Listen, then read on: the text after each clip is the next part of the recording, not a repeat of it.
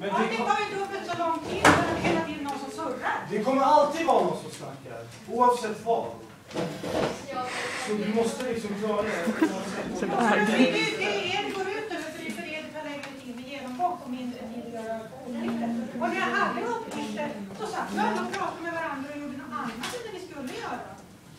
Och jag menar, delar jag ut uppgifter så vill jag, om jag ser att jag ändå inte gör uppgifter som jag delar ut, då kommer inte jag dela ut dem, eller hur? Men då sitter ni och pratar om annat.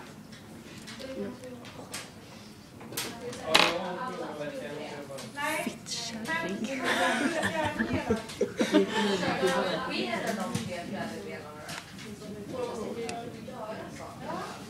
men sen måste man också ha en vilja att jag vill lära mig det här. Det är både och.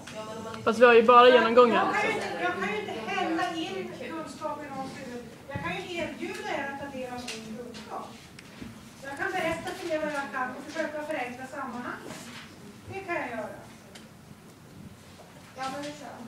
Ja. Oj, men vad skriver det material? Eller sjön? Ja.